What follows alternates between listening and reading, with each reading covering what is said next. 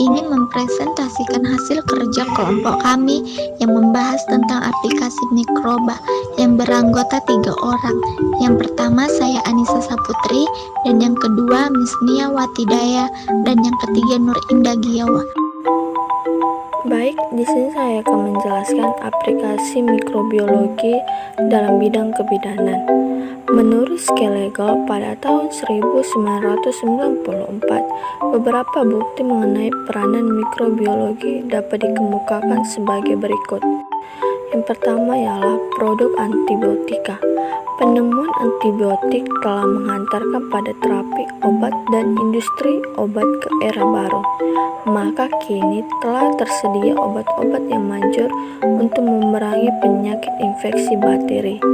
Dan yang kedua, proses menggunakan mikroba. Fermentasi klasik telah diganti dengan cara baru untuk produksi dan konversi menggunakan mikroba.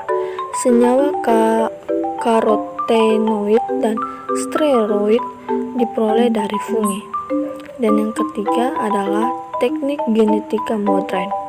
Kejelasan mengenai mekanisme pemindahan gen pada bakteri dan peran dari unsur-unsur ekstra kromosom telah membuka kemungkinan untuk memindahkan DNA asing ke dalam bakteri. 1. Peranan yang merugikan. A. Penyebab penyakit baik pada manusia, hewan maupun tumbuhan, misalnya Streptococcus pneumonia, penyebab pneumonia, dan Corynebacterium diphtheriae, penyebab difteri. Sedangkan yang B, penyebab kebusukan makanan. Adanya kebusukan pada makanan dapat disebabkan oleh beberapa jenis bakteri yang tumbuh dalam makanan tersebut. Beberapa di antara mikroorganisme dapat mengubah rasa beserta aroma dari makanan sehingga dianggap merupakan mikroorganisme pembusuk. Dalam pembusukan daging, mikroorganisme yang menghasilkan enzim proteolitik mampu merombak protein pada proses pembusukan sayur dan buah.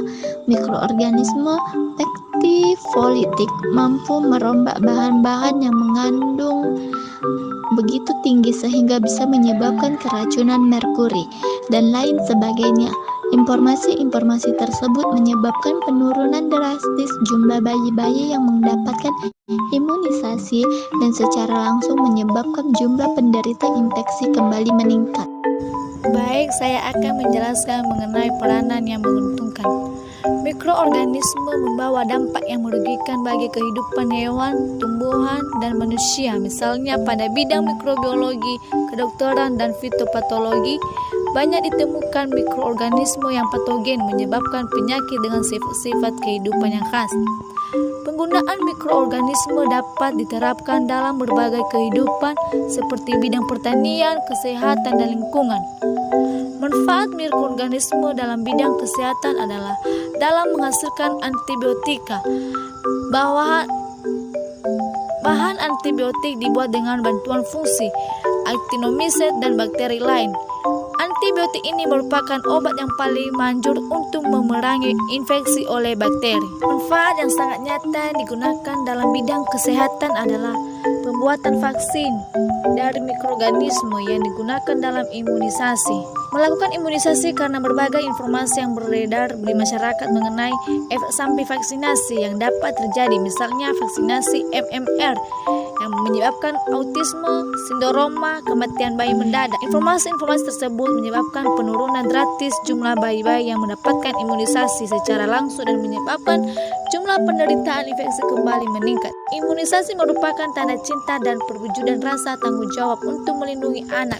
Penelitian telah membuktikan bayi yang lahir melalui bedah kasar memiliki indikasi kekebalan tubuh yang lebih rendah daripada bayi yang lahir secara normal.